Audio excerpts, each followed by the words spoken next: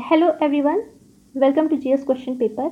आज हम लोग हिस्ट्री को थोड़ा अलग तरीके से पढ़ने देखने और समझने की कोशिश करेंगे। यहाँ पे कुछ क्वेश्चन हैं, जैसे कि दिया हुआ निम्नलिखित घटनाओं को उनके घटनाक्रम के अनुसार सही क्रम क्या है लगाइए। भारत छोड़ो आंदोलन, शिमला समझौता, पूना समझौता या कैबिनेट मिशन। इसमें होता क्या है कि अगर आपको सन याद रहता है तो इन सारे प्रश्नों को ईजिली सॉल्व कर लेते हैं, लेकिन अगर जो सन नहीं याद रहा तो क्या ये क्वेश्चन गलत हो जाएंगे?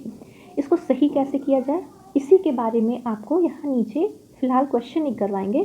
भारतीय राष्ट्रीय आंदोलन की जो महत्वपूर्ण तिथियां हैं उनको बताया गया है और उनसे होने वाले जितनी घटनाएं हैं सब एक लाइन से, मतलब मंथ वाइज ईयर वाइज सब लाइन से मैंने यहाँ पे बताया है कि कौन सी घटनाएं कब और कौन सी घटनाएं पहले घटित हुई और कौन सी बाद में।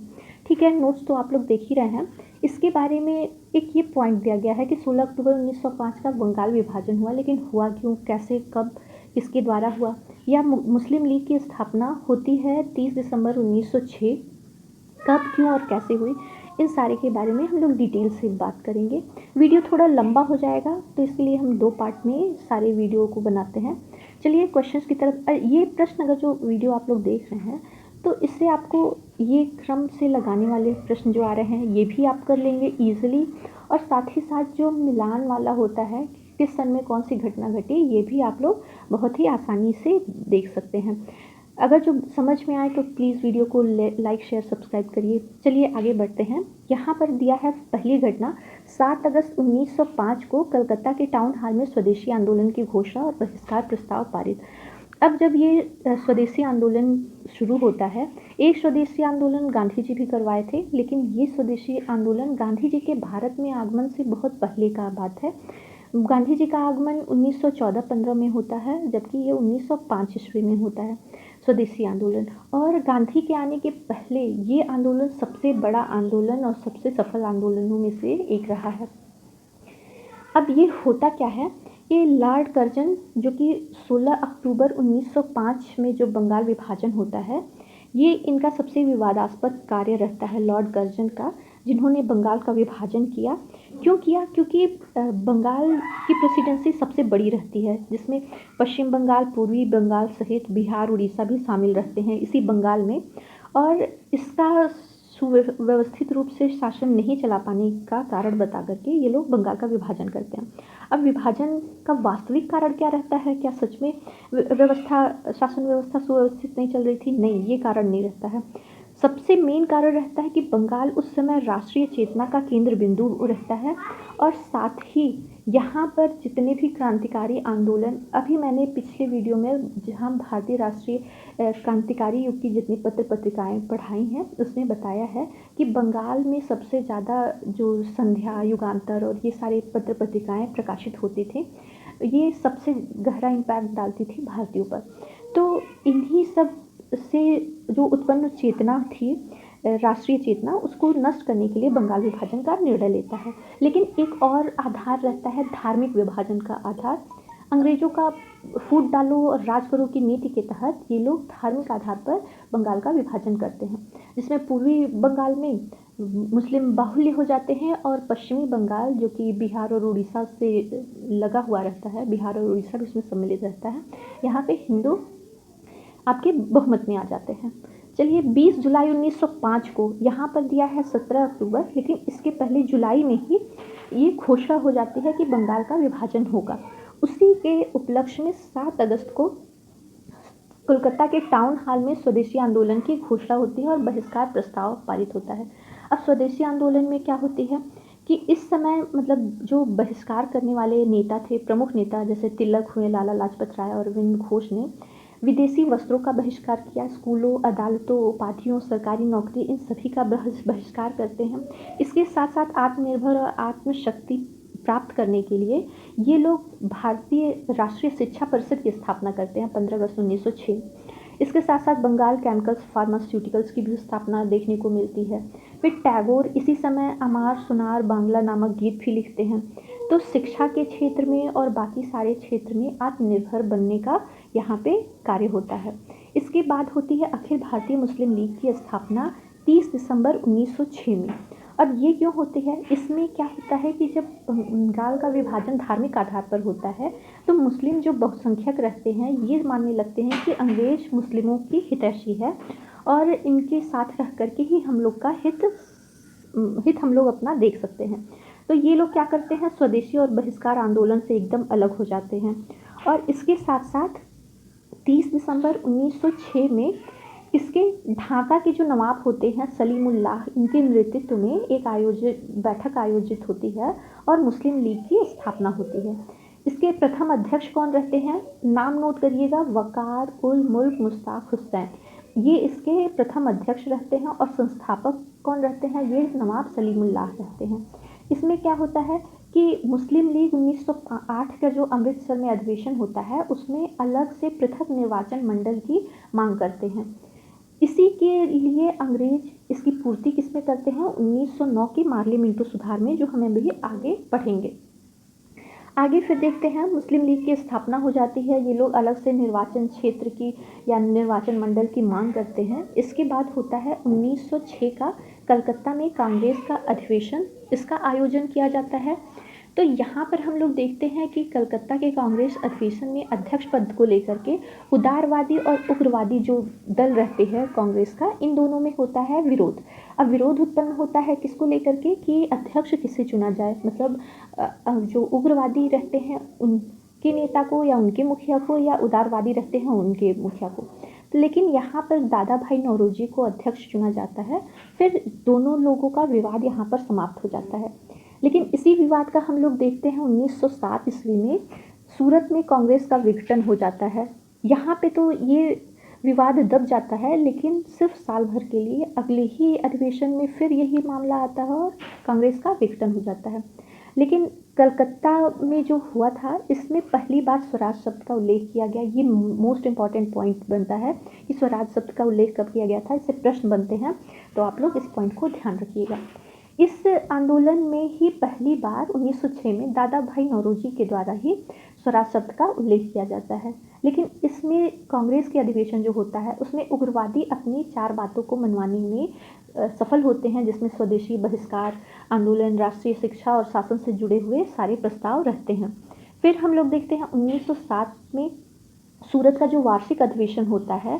देखिए अधिवेशन अगर जो आप लोग पढ़ेंगे, नेक्स्ट वीडियो हम उसी पे बनाने वाले हैं, तो वार्षिक अधिवेशनों के साथ साथ कुछ विशेष अधिवेशन भी बुलाए गए हैं बीच बीच में, वो भी मोस्ट इम्पॉर्टेंट रहते हैं। अगर जो उससे जुड़ी हुई कुछ घटनाएं रहती हैं तो सारे अधिवेशन, उसके अध्यक्ष कौन थे, कब हुआ था, ये सारे पूछता है।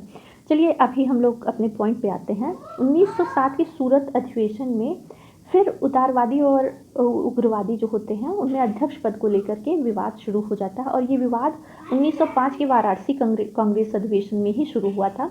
लेकिन ये होता कब है कांग्रेस का विभाजन, यहाँ 1907 में, 5 से शुरू हुआ लेकिन वो 7 में विभाजन हो जाता है। जहाँ उग्रवादी जो रहते हैं वो लाला लाजपत राय को अध्यक्ष बनाना चाहते हैं सूरत में, लेकिन उदारवादी रास बिहारी बोस को कांग्रेस का अध्यक्ष बनाना चाहते हैं। और सूरत में जब विभाजन हुआ तो इसकी अध्यक्षता कौन किया था, आप लोग नोट करिएगा, रास बिहारी बोस इसके अध्यक्ष बने थे। और यह हुआ कहाँ था, कई बार पूछा भी है आपके यूपीएससी में, कि यूपीपीसीएस में, कि सूरत का कांग्रेस अधिवेशन 26 दिसंबर 1907 को ताप्ती नदी के किनारे पर हुआ था। ये मोस्ट इम्पॉर्टेंट है। चलिए अब देखते हैं 7 के बाद 1908 का भी इलाहाबाद में आयोजित होता है कांग्रेस का वार्षिक अधिवेशन, जिसमें कांग्रेस ने एक नया मतलब रूल लागू किया था, रूल रेगुलेशन, कि नया संविधान और बैठकों को आयोजित करने के लिए एक नियम बनाया जाए। और इस नियम के तहत अगले 7 वर्ष तक कांग्रेस का जो उग्रवादी दल रहता है उसका प्रवेश कांग्रेस में प्रतिबंधित हो जाता है। फिर हम लोग को देखने को मिलता है मार्ले मिंटो सुधार। ये कब होता है, 15 नवंबर 1909 को सूरत में कांग्रेस का जब विघटन हो जाता है। फिर यहाँ पर हम लोग देखते हैं मुस्लिम लीग की स्थापना होती है। कांग्रेस विभाजन के बाद अमृतसर में जब 1908 में अधिवेशन में ये लोग पृथक निर्वाचन मंडल की मांग करते हैं 1908 में। ये मुस्लिम लीग की स्थापना तो 1906 में होती है, लेकिन ये लोग अमृतसर में हुए अधिवेशन में मांग करते हैं। फिर 1909 में 15 नवंबर को मार्ले मिंटो सुधार होता है। लॉर्ड कर्जन के बाद वायसराय भारत के बनते हैं Lord Minto, governor general, sorry viceroy नहीं, उस समय गवर्नर जनरल चुने जाते थे कर्जन के बाद से ही। तो कर्जन प्रथम गवर्नर जनरल भारत के बने और इसके बाद लॉर्ड मिंटो आते हैं। और जब जॉन मार्ले करके रहते हैं वो भारत में सचिव का पद सुधारते हैं और इन्हीं दोनों को हम लोग मार्ले मिंटो सुधार के नाम से जानते हैं। इसमें हम लोग देखते हैं कि 17 दिसंबर 1908 में, 17 दिसंबर 1908, ये नवंबर की बात है, लेकिन 17 दिसंबर 1908 में भारत के जो सचिव रहते हैं लॉर्ड मार्ले, वो हाउस ऑफ लॉर्ड्स जो कि इंग्लैंड का रहता है, 7 फरवरी 1909 को भारतीय परिषद विधेयक, जिसे इंडियन काउंसिलिंग बिल कहा जाता है या मार्ले मिंटो सुधार, ये तीनों नामों से जाना जाता है, सदन में रखते हैं। और 1909 में जो ये विधेयक पास होता है, इस को लागू करने के पीछे सरकार की क्या दृढ़ इच्छा रहती है वो हम लोग जान लेते हैं मार्ले मिंटो सुधार में, कि कांग्रेस का जो नरम दल अथवा उदारवादी दल जो बोला जाता है, इसको प्रसन्न रखना और साथ में भारत में सांप्रदायिकता की भावना को बढ़ाना और उग्रवादी और क्रांतिकारी जो राष्ट्रवाद उस समय पनप रहा था भारत में, उन सबको दमन करना, उन सबका दमन करना, ये इन लोगों का उद्देश्य रहता है मार्ले मिंटो सुधार का। अब यहाँ पर क्या होता है कि सबसे बुरा पक्ष जो मार्ले मिंटो सुधार द्वारा देखने को मिलता है, वो भारत में सांप्रदायिक निर्वाचन पद्धति की सुविधा को क्या करते हैं ये लोग, मुस्लिम को प्रदान करता है, जो कि कालांतर में भारत का जो सार्वजनिक जीवन रहता है उसको पूरी तरीके से वो तहस नहस कर देता है। ऐसी में वायसराय मिंटो जो रहते हैं वो अपने पत्र में इसी बारे में लिखते हैं कि याद रखना कि पृथक निर्वाचन क्षेत्र बनाकर हम ऐसे घातक विष का बीज बो रहे हैं जिसकी फसल बड़ी कड़वी होगी, ये उन्होंने अपने पत्र में लिखा था। इसके बाद मार्ले मिंटो सुधार के बाद हमें देखने भारत में बहुत ज़्यादा इसका विरोध होता है पृथक निर्वाचन क्षेत्र बनाने की वजह से, और साथ ही साथ सांप्रदायिकता इतनी ज़्यादा बढ़ जाती है कि इसका कई जगह कांग्रेस और बाकी जितने दल होते हैं वो लोग विरोध करते हैं लीग को छोड़ करके। फिर 12 दिसंबर 1919 को दिल्ली में एक जनता दरबार आयोजित किया जाता है। जनता दरबार नहीं, दिल्ली दरबार उसके नाम से ये फेमस है, जिसमें ब्रिटिश साम्राज्य जॉर्ज पंचम और महारानी जो मेरी रहती हैं भारत में आती हैं और उनके स्वागत हेतु दिल्ली में दरबार का आयोजन किया जाता है। और इसी में हम लोग देखने को मिलता है कि दिल्ली में कोलकाता की जगह नई राजधानी बनाने का प्रस्ताव पारित होता है, साथ ही बंगाल विभाजन की घोषणा जो होती है वो रद्द कर दी जाती है। लेकिन एक चीज़ और है, क्वेश्चन पूछता है कि दिल्ली कोलकाता की जगह भारत की राजधानी कब बना, तो ये 1 अप्रैल 1912 को भारत की राजधानी बनता है दिल्ली। लेकिन इसकी घोषणा कब होती है, तो 12 दिसंबर को जब जॉर्ज पंचम आते हैं भारत में, तभी ये घोषणा कर देते हैं कि अब कलकत्ता की जगह दिल्ली भारत की नई राजधानी बनेगी।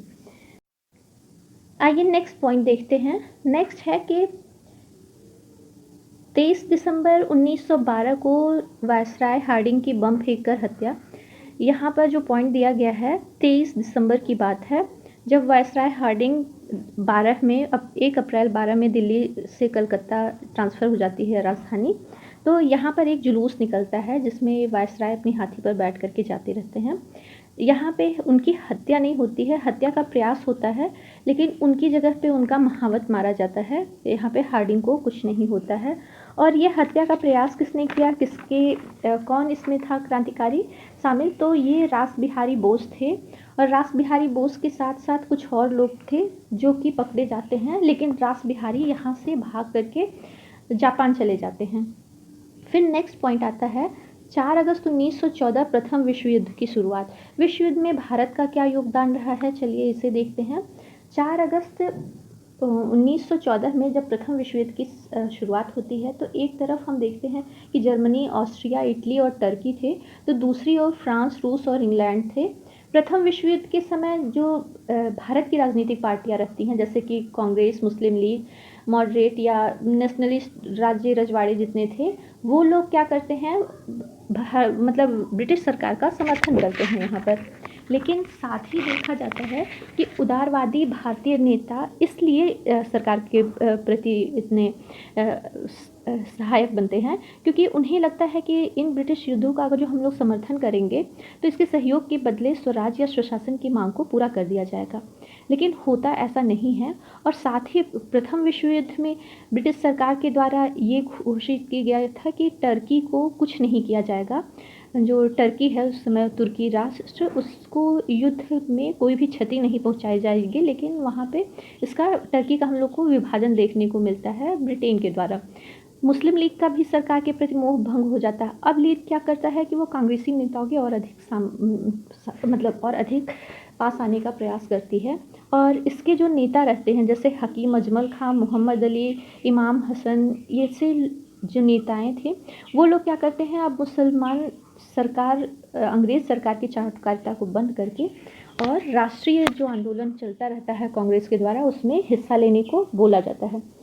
फिर नेक्स्ट हम लोग देखते हैं 1916 में लखनऊ में कांग्रेस अधिवेशन।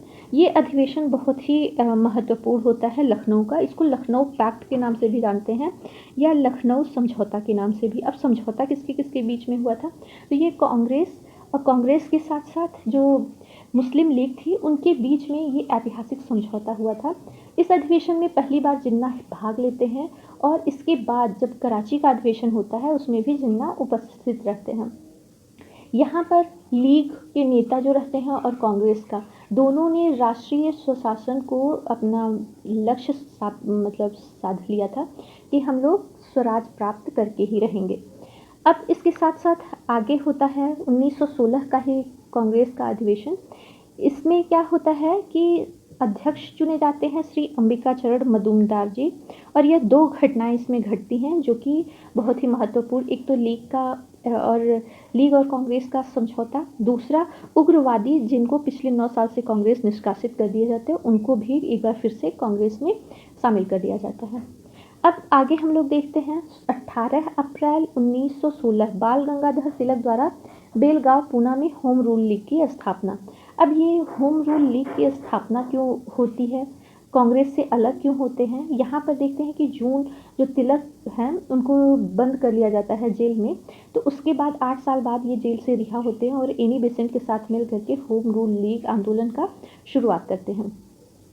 इसमें ये होता है कि योजना जो है वो एनी बेसेंट के द्वारा बनाई जाती है होम रूल लीग की, यानी कि होम रूल लीग क्या, स्वशासन, मतलब हम लोग अपना शासन करेंगे, अंग्रेजों का इसमें नहीं कोई योगदान होना चाहिए। अब स्वशासन के आंदोलन के बारे में विस्तृत व्याख्या जनवरी में कॉमनवेल्थ पत्रिका में एनी बेसेंट जी ने किया था और साथ ही साथ तिलक ने मराठा और केसरी के माध्यम से इस लीग का प्रचार किया था कि कैसे होम रूल लीग काम करता है, उसके कार्यक्रम क्या है, इसका प्रचार प्रसार इन दोनों ने, Commonwealth new India Annie Besant ने अपने पत्रिका से और तिलक ने मराठा और केसरी के माध्यम से किया था। इसकी कई शाखाएं भी खोली गई थी। इसमें होम रूल लीग तिलक के द्वारा जो खोला गया था वो देखते हैं हम लोग कर्नाटक रहता है, महाराष्ट्र, मध्य प्रांत, बरार आदि में, जबकि शेष भारत में एनी बेसेंट जी ने अपना कार्यक्षेत्र बनाया था। नेक्स्ट इसमें पॉइंट आता है कि बाल गंगाधर तिलक और बेलगांव में हुआ क्या था, इसके प्रभाव क्या थे। इससे लीग में एक नई, कांग्रेस और लीग दोनों मुस्लिम लीग जो थी उसमें एक नई स्फूर्ति का संचार होता है और ये ब्रिटिश सरकार के लिए नए नए नीति निर्धारित करते हैं और उनको विवश करते हैं कि आप भारत के लिए, भारतीयों के हित के लिए काम करें। हमको बाद में देखने को मिलता है जो मॉन्टेग्यू चेम्सफोर्ड की घोषणा होती है वो इसी लीग का ही, होम रूल लीग का ही प्रभाव पड़ता है। इसके साथ साथ कांग्रेस में एक बार फिर से उग्रवादियों का वर्चस्व हो जाता है इसी के द्वारा और 1917 में श्रीमती एनी बेसेंट जो हैं वो कांग्रेस की अध्यक्ष चुनी जाती हैं और वो कहती हैं कि भारत अब अनुग्रहों के लिए अपने घुटने पर नहीं बल्कि अपने अधिकारों के लिए पैरों पर खड़ा होना जानता है। इधर हम लोग देखते हैं कि मॉन्टेग्यू चेम्सफोर्ड घटना होती है। मॉन्टेग्यू चेम्सफोर्ड के बारे में हम लोग थोड़ा बाद में पढ़ेंगे क्योंकि यह मॉन्टेग्यू चेम्सफोर्ड 1919 का है। अभी हम लोग गांधी युग में प्रवेश करते हैं 1917 में।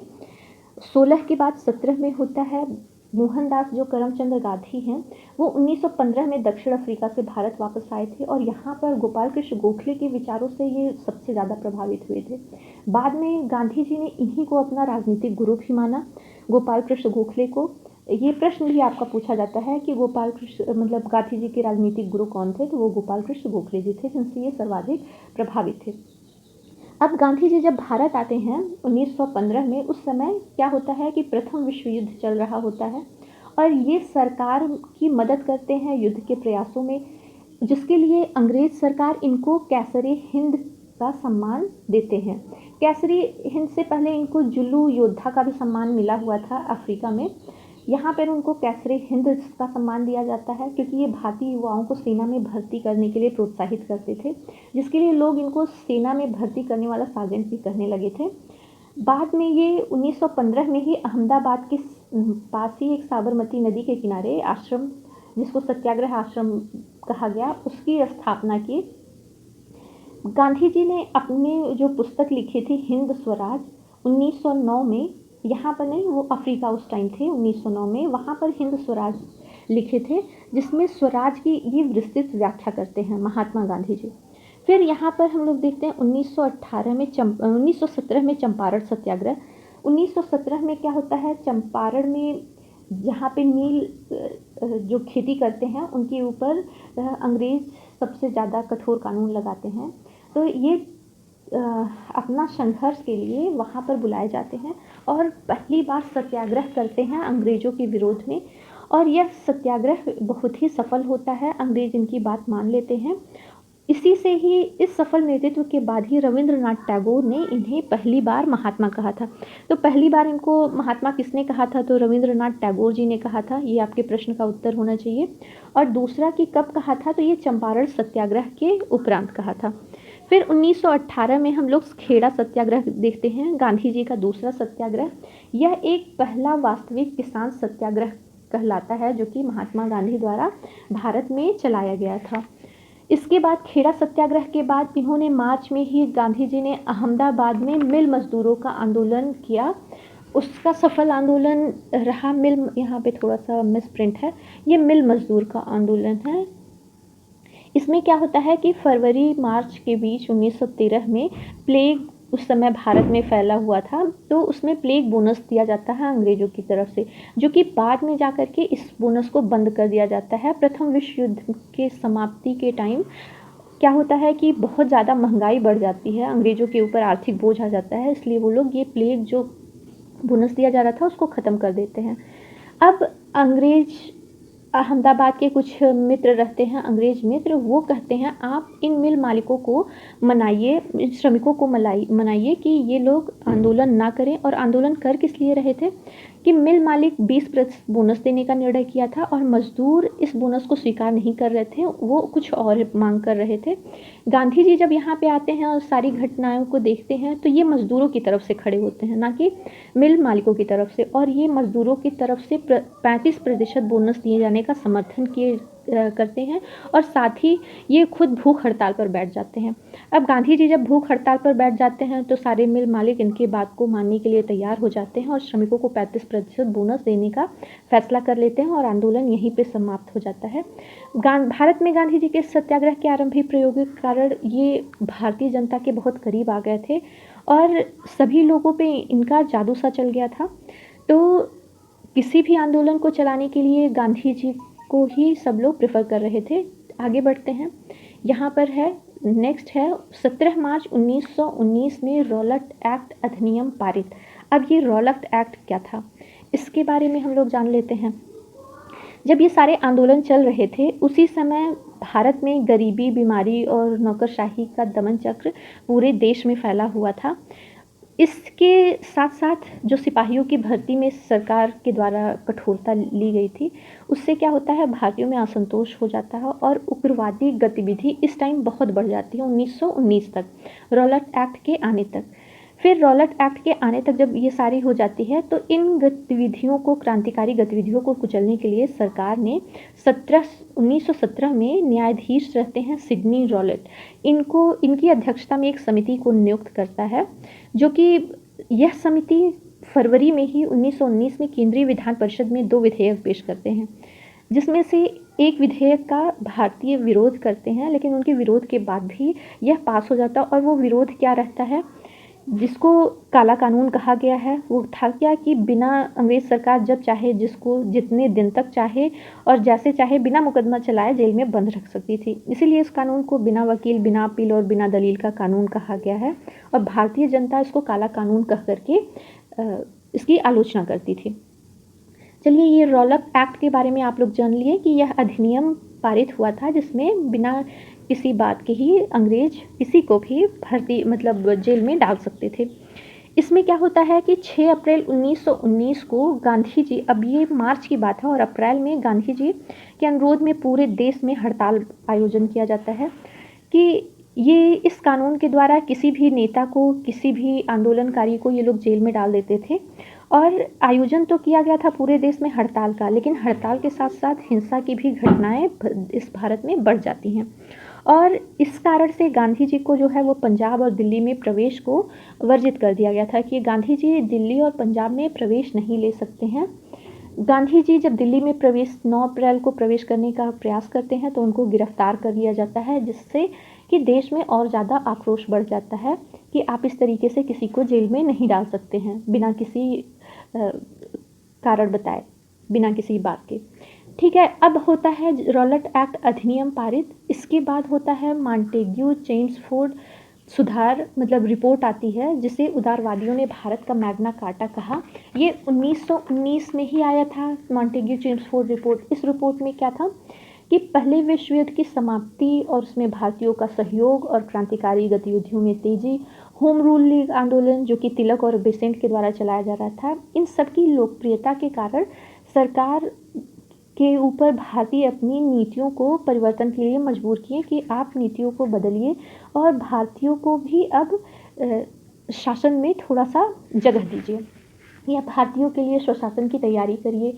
लेकिन यहाँ पे ये लोग अलग नहीं मांग रहे थे, ये लोग मांग रहे थे उत्तरदायी सरकार की स्थापना जो कि अंग्रेज़ों के अंडर में रह कर के ही बनी। अब आगे देखते हैं ब्रिटेन की जो प्रधानमंत्री उस समय रहते हैं लॉयड जॉर्ज, वो भारतीय जनमत को सांत्वना देने के विचार से एडविन मॉन्टेग्यू, ये जो मॉन्टेग्यू रहते हैं जिनके ऊपर ये मॉन्टेग्यू चेम्सफोर्ड किया जाता है, ये सचिव नियुक्त किए जाते हैं और मॉन्टेग्यू जो रहते हैं वो भारतीय भावनाओं के समर्थक रहते हैं। मॉन्टेग्यू घोषणा पत्र जो होता है उसमें निष्कर्ष निकाला जाता है कि भारत में एक उत्तरदायी सरकार की स्थापना की जानी चाहिए जो कि जनता के निर्वाचित सदस्य हों, ना कि अंग्रेजों द्वारा थोपे गए हुए सदस्य। मॉन्टेग्यू इसी घोषणा को उदारवादियों ने भारत के मैग्ना कार्टा की संज्ञा दी थी। मॉन्टेग्यू बोल रहे थे कि संसद द्वारा निर्मित सरकार और भारत के जनप्रतिनिधियों के बीच में एक सेतु का काम करेगा। यह 1919 का अधिनियम 1919 की कांग्रेस के अधिनियम, अब कांग्रेस का एक अधिवेशन होता है, इसमें इन सुधारों को अपर्याप्त, असंतोषजनक और निराशाजनक बताया। 1919 के सुधारों को लेकर कांग्रेस में फिर से मतभेद उत्पन्न होता है और कांग्रेस में दूसरी बार विभाजन हम लोगों को देखने को मिलता है इसी 1919 के अधिवेशन के द्वारा। ये कांग्रेस के ही कुछ लोगों को ये नहीं अच्छा लगता था और वो थे कौन? उदारवादी नेता इस मॉन्टेग्यू चेम्सफोर्ड सुधार का स्वागत करते हैं और बोलते हैं कि भारत के लिए मैग्ना कार्टा है, लेकिन कुछ जो उग्रवादी होते हैं वो इसको नहीं मानते हैं और कांग्रेस से अलग होकर के, जिसमें सुरेंद्र नाथ बनर्जी सबसे प्रमुख नेता रहते हैं, वो भारतीय उदारवाद संघ की स्थापना कर लेते हैं। अब इस अधिनियम की सबसे महत्वपूर्ण विशेषता क्या थी? प्रांतों में द्वैध शासन प्रणाली की स्थापना सबसे पहले मॉन्टेग्यू चेम्सफोर्ड के द्वारा की गई थी। इसमें पहली बार जो है प्रांतीय विषय आरक्षित और हस्तांतरित विभाजित हुए, कौन से विषय आरक्षित होंगे और कौन से विषय होंगे हस्तांतरित। इस अधिनियम के द्वारा ही क्या होता है, भारत में पहली बार लोक सेवा आयोग की स्थापना का प्रावधान देखने को मिलता है। साथ ही 1919 के बाद 10 वर्ष बाद यानी कि 1929 तक इस अधिनियम की समीक्षा के लिए एक और वैधानिक आयोग की नियुक्ति का प्रावधान इसी में बना दिया जाता है। लेकिन हम लोग देखते हैं कि 10 साल नहीं बल्कि 2 साल पहले ही साइमन कमीशन के नाम पे भारत में एक कमीशन आता है जिसका सभी जगह विरोध होता है। और विरोध साइमन कमीशन का क्यों होता है? क्योंकि इसमें पूरे के पूरे अंग्रेज अधिकारी ही रहते हैं, कोई किसी भारतीय को सम्मिलित नहीं किया गया रहता है। ये हम लोग आगे पढ़ेंगे। फिलहाल इसमें 1919 अधिनियम में यह व्यवस्था की गई कि मुसलमानों के लिए पृथक निर्वाचन मंडल की सुविधा दी गई और इसमें विस्तार करके सिखों और गैर ब्राह्मणों को भी शामिल कर लिया गया था। तो यहाँ से इनका फिर से वही खेल शुरू हो जाता है जो बंगाल विभाजन के लिए था। यहाँ पर मॉन्टेग्यू चेम्सफोर्ड रिपोर्ट के अनुसार अब मुस्लिम के साथ साथ हमें देखने को मिलता है कि सिख और गैर ब्राह्मण जो अनुसूचित जातियाँ हैं उनको भी शामिल किया जाता है। चलिए, इस वीडियो में अभी तक आपने देखा हम लोगों ने कि मैग्ना कार्टा की संज्ञा देने वाला मॉन्टेग्यू चेम्सफोर्ड 1919 में होता है। Montagu Chelmsford 1919। Rowlatt Act 17 March 1919 में पारित होता है। गांधी जी द्वारा अहमदाबाद मिल मजदूर का आंदोलन 1918 में होता है और ये सत्याग्रह शुरू होता है चंपारण सत्याग्रह 1917 से और खेड़ा सत्याग्रह 1918 से। और गांधी युग मतलब गांधी जी भारत में आते कब है 1914-15 में। इसके बाद होम रूल आंदोलन के बारे में हम लोगों ने देखा 1916 में ये शुरू हुआ था। लखनऊ अधिवेशन जिसको लखनऊ पैक्ट के नाम से भी जानते हैं, जिसमें लीग और कांग्रेस का बंधन हुआ था या समझौता हुआ था, तो यह भी होता है 1916 में। इसके साथ साथ हम लोग देखते हैं प्रथम विश्व युद्ध की शुरुआत, जिसमें गांधी जी भारतीयों को सेना में भर्ती होने और अंग्रेज़ों का साथ देने के लिए कहते हैं। इसके साथ साथ ये भी कि वायसराय हार्डिंग का हत्या करने की कोशिश रास बिहारी बोस के द्वारा हुई। फिर दिल्ली को कलकत्ता की जगह भारत की राजधानी बनाया गया 1 अप्रैल 1912 को। बंगाल का विभाजन रद्द हुआ। कब यह हुआ था? 12 दिसंबर 1911 को। इसके पहले हुआ था और इस समय भारत के वायसराय कौन थे? वो लॉर्ड हार्डिंग थे।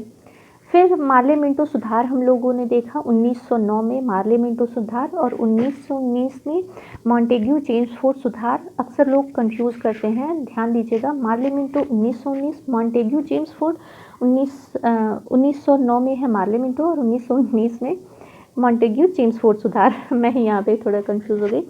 चलिए 1907 में हम लोग सूरत में कांग्रेस का विघटन देखते हैं। कांग्रेस का प्रथम बार विघटन कब हुआ था? 1907 में। और साथ ही हम लोग देखते हैं कलकत्ता के कांग्रेस अधिवेशन में पहली बार स्वराज शब्द का कब उल्लेख किया गया था? 1906 के कलकत्ता अधिवेशन में। और ये स्वराज शब्द का उल्लेख किसने किया था? दादा भाई नौरोजी ने। 1905 में बंगाल का विभाजन हमको देखने को मिलता है और साथ ही 1905 में, लेकिन बंगाल विभाजन से पहले हमें स्वदेशी आंदोलन की घोषणा और बहिष्कार प्रस्ताव को पारित करते हुए देखा गया है। इस वीडियो में आज इतना ही। नेक्स्ट वीडियो में हम लोग गांधी जी के ही युग में जलियांवाला बाग हत्याकांड से स्टार्ट करेंगे, जो कि 13 अप्रैल 1919 में हुआ था। इसके साथ साथ एक है असहयोग आंदोलन की शुरुआत क्यों हुई? अगर जो असहयोग आंदोलन तो इसकी शुरुआत क्यों हुई, पॉइंट बनता है और इसी को हम लोग नेक्स्ट में डिटेल में पढ़ेंगे। साथ ही साथ स्वराज की पार्टी की स्थापना क्यों हुई? अगर जो कांग्रेस था तो स्वराज पार्टी की स्थापना CR दास को क्यों करनी पड़ी? और पंडित मोतीलाल नेहरू जो कि कांग्रेस के एक जाने माने चेहरे थे, लेकिन इन लोगों को स्वराज पार्टी की स्थापना करनी पड़ी कांग्रेस से अलग होकर के। बेलगांव के कांग्रेस के वार्षिक अधिवेशन की अध्यक्षता महात्मा गांधी ने की। यही एक अधिवेशन था जिसकी अध्यक्षता महात्मा गांधी ने की, इसी के अध्यक्ष बने और किसी का नहीं। वो था 1924 में बेलगांव, 1924 बेलगांव। इस चीज़ को आप लोग ध्यान रखिएगा। फिर क्रांतिकारी आंदोलन का द्वितीय चरण शुरू होता है 24 से लेकर के 34 तक। अभी हम लोग प्रथम चरण यानी कि पढ़ रहे थे बंगाल विभाजन से लेकर के अभी तक। अब 24 से हम लोग यहाँ पे पढ़ना शुरू करेंगे। 24 में क्या हुआ यहाँ पे मैंने लिखा तो नहीं है, लेकिन आपको बेलगांव के वार्षिक अधिवेशन बस ये दिया है। लेकिन और भी पॉइंट है कि क्यों ये सहारनपुर में जो सहारनपुर संभाग का काकोरी नामक सरकारी खजाने की लूट हुई, तो क्यों लूट हुई और किसने की, इसके बारे में जानेंगे। साथ ही साथ यहाँ पर हम लोग देखेंगे भारत में पहली बार पूर्ण स्वराज की मांग किसमें की गई थी? वो था कांग्रेस का लाहौर अधिवेशन।